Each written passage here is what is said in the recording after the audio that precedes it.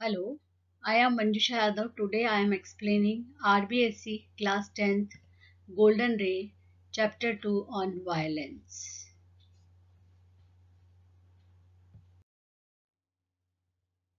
There is a great deal of violence in the world.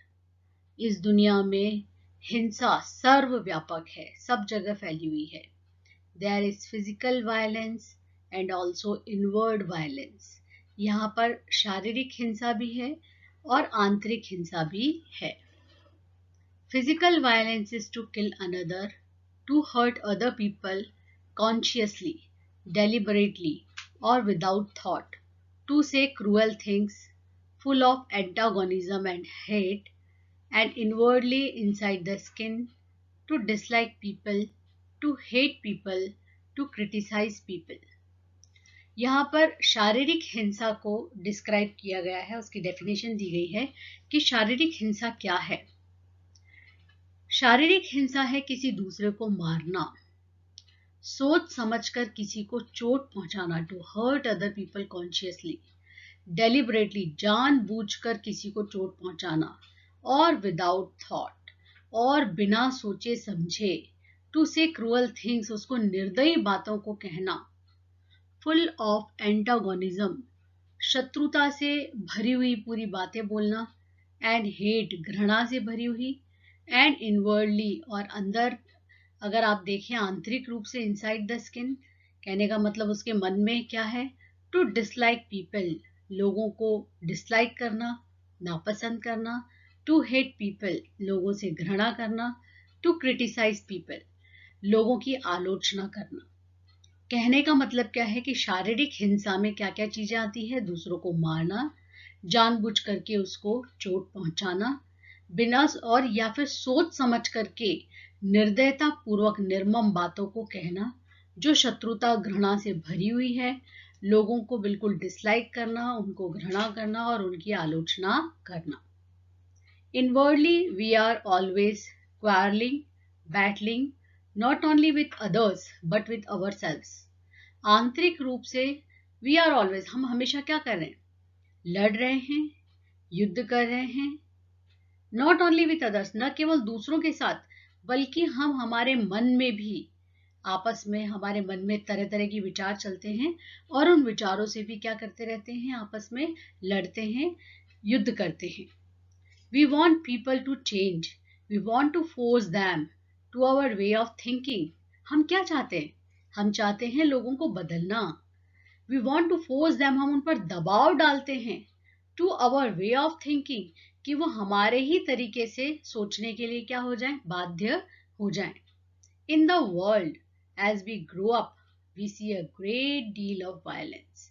इस दुनिया में जैसे जैसे हम बड़े होते हैं हम देखते हैं कि हिंसा सब जगह फैली हुई है, उसका सब जगह विस्तार हुआ है, great deal at all levels of human existence. जहां तक मानव का अस्तित्व है, जिस जिस जगह पर, वहां सभी स्तरों में आप हिंसा को देख सकते हैं. The ultimate violence is war. सबसे उच्चतम प्रकार की जो हिंसा है उसको हम क्या कह सकते हैं, युद्ध कह सकते हैं.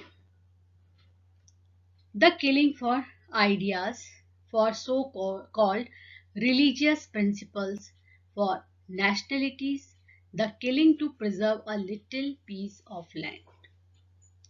हम क्या कर रहे हैं, जो सबसे अल्टीमेट वायलेंस है युद्ध, वो हम क्या कर रहे हैं कि हम विचारों को मार रहे हैं, या हम कह सकते हैं कि हम धार्मिक सिद्धांतों के लिए जो है वो युद्ध कर रहे हैं, राष्ट्रीयता को बचाने के लिए युद्ध कर रहे हैं, या हम जमीन के एक छोटे से टुकड़े को सुरक्षित करने के लिए, प्रिजर्व करने के लिए जो है वो युद्ध कर रहे हैं. कहने का मतलब है हम अपने अपनी संकीर्ण मानसिकताओं के दौर से गुजर रहे हैं और हम विचारों के लिए, धार्मिक मान्यताओं के लिए, राष्ट्र की संकुचित विचारधाराओं के लिए, या हम छोटे से जमीन के टुकड़े को सुरक्षित रखने के लिए, संरक्षित रखने के लिए हम अपना दावा प्रस्तुत करते हैं और वॉर के रूप में हम क्या फैला रहे हैं, वायलेंस फैला रहे हैं. To do that, man will kill, destroy, maim and also be killed himself. ऐसा करते हुए आदमी क्या कर रहा है, क्या करेगा, मारेगा, नष्ट करेगा, और क्या करेगा, मेम, बुरी तरह से घायल करेगा, किसी भी चीज को अपंग कर देना मेम कहलाता है। And also be killed himself, और क्या करेगा, स्वयं से भी मारा जाएगा।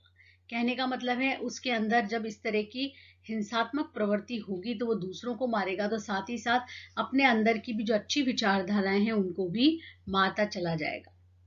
There is enormous violence in the world. The rich wanting to keep people poor and the poor wanting to get rich and in the process hating the rich. Enormous, विस्तृत रूप से, व्यापक रूप से, वृहद रूप से जो है हिंसा इस पूरे संसार में फैली हुई है। जो रिच लोग हैं, धनी लोग हैं, वो क्या चाहते हैं कि लोग बाग कैसे रहें, गरीब रहें, और जो गरीब लोग हैं वो क्या बनना चाहते हैं, टू गेट रिच, अमीर बनना चाहते हैं। और इसी प्रक्रिया में हेटिंग द रिच, वो अमीरों से क्या कर रहे हैं, घृणा कर रहे हैं। And you being caught in society are also going to contribute to this, और आप स्वयं भी चूंकि इस एक समाज का हिस्सा है, इस समाज में जकड़े हुए हैं, आप भी जो है इसी विचारधारा में अपना कंट्रीब्यूशन, अपना सहयोग दे रहे हैं। There is violence between husband, wife and children. यहाँ संसार में आप क्या देखेंगे कि वायलेंस है, हिंसा है, पति और पत्नी के बीच में और बच्चों के बीच में, यानी परिवार में भी क्या है, हिंसा है। There is violence, antagonism, hate, cruelty, ugly criticism, anger, all this is inherent in man. यहाँ पर आप क्या देखेंगे कि हिंसा है, एंटागोनिज्म शत्रुता है, हेट घृणा है, निर्दयता है, और बहुत ही अगली क्रिटिसिज्म, मतलब पॉजिटिव क्रिटिसिज्म भी होती है कि हम किसी की सकारात्मक तरीके से आलोचना करें, लेकिन बहुत ही भद्दी आलोचनाएं जो है यहाँ संसार में फैली हुई है। एंगर और गुस्सा भरा हुआ है हमारे मन में विभिन्न प्रकार की चीजों के प्रति। All this is inherent in man, और आदमी के अंदर ये एक जन्मजात प्रकृति के रूप में भरा हुआ है। Inherent in each human being, प्रत्येक मानव के अंदर ये इनहेरेंट है। It is inherent in you, ये आपके अंदर भी है। क्यों? क्योंकि आप भी एक मानव हैं। And education is suppose to help you to go beyond all that, और ऐसा माना जाता है कि शिक्षा जो है वो आपकी मदद करेगी कि आप इन सब से परे चले जाएं, आप सब इस हिंसा से दूर चले जाएं। Not merely to pass an examination and get a job, न केवल आप एक एग्जामिनेशन को पास करें और एक जॉब को प्राप्त करें। You have to be educated so that you become a really beautiful, healthy, sane, rational human being, not a brutal man with a very clever brain who can argue and defend his brutality. You have to be educated, तुमको इस तरीके से शिक्षित किया जाना है, so that, ताकि आप बने, क्या बने आप वास्तव में, सुंदर, ब्यूटीफुल, हेल्दी, हेल्दी का मतलब है बिल्कुल स्वस्थ, सेन, सेन का मतलब है आपका मस्तिष्क बिल्कुल कैसा रहे, साफ सुथरा स्वस्थ रहे। रैशनल, आप तार्किक रूप से समृद्ध बने एक मनुष्य के रूप में, rational human being. Not a brutal man, न कि आप कोई पाशविक या जंगली आदमी बने। With a very clever brain, जिसके पास जो ब्रेन या दिमाग है वो बहुत ही चालाक है, जो केवल क्या कर सकता है, आर्ग्यूमेंट्स कर सकता है तरह तरह के, एंड डिफेंड इज ब्रूटैलिटी, और अपनी पाशविकता को सिद्ध कर सकता है, उसकी सुरक्षा कर सकता है, तरह तरह के आपको आर्ग्यूमेंट्स दे सकता है। हमें ऐसी शिक्षा नहीं चाहिए, बल्कि हमें ऐसी शिक्षा चाहिए जो व्यक्ति को परिष्कृत कर सके। You are going to face all this violence as you grow up. आप क्या कर रहे हैं, आप जो है इन सभी प्रकार की हिंसाओं का सामना करने जा रहे हैं जब आप बड़े होते हैं। मतलब आप जब जीवन में बड़े होते हैं तो समाज में आपको विभिन्न प्रकार के तौर तरीकों के रूप में इन सभी हिंसाओं का सामना करना पड़ता है। You will forget all that you have heard here and will be caught in the stream of society. You will forget, आप भूल जाएंगे, all that you have heard here, जो भी आपने इस लेसन के अंदर पढ़ा है, जो भी आप समझ रहे हो, जो भी आपको अच्छी बात बताई जा रही है वायलेंस के बारे में, वो सब आप भूल जाओगे। And will be caught in the stream of society, और समाज की धारा के प्रवाह में जकड़े जाओगे. You will become like the rest of cruel, hard, bitter, angry, violent world. और आप क्या बन जाओगे? जो बाकी की बची हुई दुनिया है उसके जैसे ही निर्दयी बन जाओगे, कठोर बन जाओगे, कड़वाहट से भरे हुए बन जाओगे और गुस्सैल हिंसक संसार के जैसे बन जाओगे. And you will not help to bring about a new society. और आप कभी भी मदद नहीं कर पाओगे कि एक नए समाज का निर्माण कर सको, अ न्यू वर्ल्ड, एक नई दुनिया का निर्माण कर सको.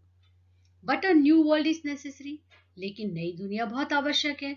अ न्यू कल्चर इज नेसेसरी, एक नया जो कल्चर है, संस्कृति है, वो भी बहुत जरूरी है. The old culture is dead, buried, burned, exploded, vaporised. पुरानी जो संस्कृति है वो मर चुकी है, वो कब्र में दफन हो चुकी है, जलाई जा चुकी है, उसमें विस्फोट हो चुका है, वो वाष्पीकृत हो चुकी है. You have to create a new culture. अब आपको एक नए संस्कृति संस्कारों का निर्माण करना होगा. अ new culture cannot be based on violence. एक ऐसा नया संस्कार, नई संस्कृति जो कभी भी हिंसा के ऊपर आधारित नहीं हो सकती. The new culture depends on you because the older generation has built a society based on violence, based on aggressiveness, and it is this that has caused all the confusion. ये नया कल्चर किस पर आधारित होगा? आप पर. क्योंकि जो पुराने जनरेशन है हमारी, जो पुराने हमारे, जो हमसे पुरातन पूर्वज हैं, उन्होंने जो सोसाइटी बनाई है वो केवल किसके ऊपर आधारित है?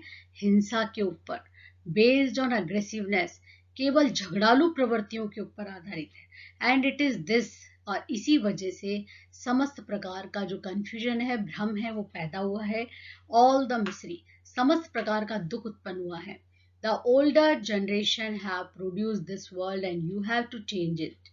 जो पुरानी जनरेशन है उन्होंने इस दुनिया को इस तरीके से उत्पन्न किया है, उत्पादित किया है, और अब आपको इस दुनिया को बदलने की जरूरत है, आवश्यकता है, तुम्हें बदलना होगा. You cannot just sit back and say, I will follow the rest of the people and seek success and position. You cannot just sit back. आप पीछे नहीं बैठ सकते ये कह करके कि मैं भी जो है वो बाकी लोगों की तरह ही इसका अनुसरण करूंगा और केवल सफलता और पद को ही ढूंढूंगा.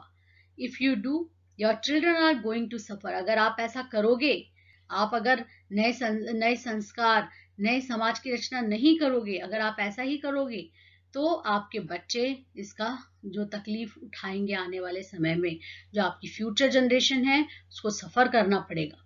You may have a good time but your children are going to pay for it. हो सकता है कि तुम अपने जीवन काल में अच्छा समय बिताओ, लेकिन तुम्हारे बच्चों को इसके लिए बहुत बड़ी कीमत चुकानी पड़ेगी. So you have to take all that into account. और इसलिए आपको ये सारी चीजों का लेखा जोखा रखना होगा. The outward cruelty of man to man in the name of God, in the name of religion, in the name of self importance, in the name of the security of the family. जो बाहरी निर्दयता है आदमी की, आदमी के साथ में इस संसार में, भगवान के नाम पर, तो कभी धर्म के नाम पर, कभी खुद को महत्ता देने के नाम पे, अहम के नाम पर, और कभी परिवार की सुरक्षा के नाम पर, जो ये बाहरी निर्दयता आप देख रहे हैं, you have to take all that into account. इन सब के बारे में आपको समझना होगा. You will have to consider the outward cruelty and violence. आपको ये कंसिडर करना होगा, आपको ध्यान रखना होगा कि बाहरी सांसारिक जो निर्दयता है और हिंसा है, एंड द इनवर्ड वायलेंस, और जो आंतरिक हिंसा है, विचारों का युद्ध चल रहा है हमारे अंदर, which you do not yet know, जिसके बारे में आप अभी जानते भी नहीं हैं. यू आर स्टिल यंग, अभी आप युवा हैं, बहुत छोटे हैं. But as you grow older, लेकिन आप जैसे जैसे बड़े होते जाएंगे, यू विल रियलाइज, आप समझ जाएंगे, how inwardly man goes through hell, goes through great misery.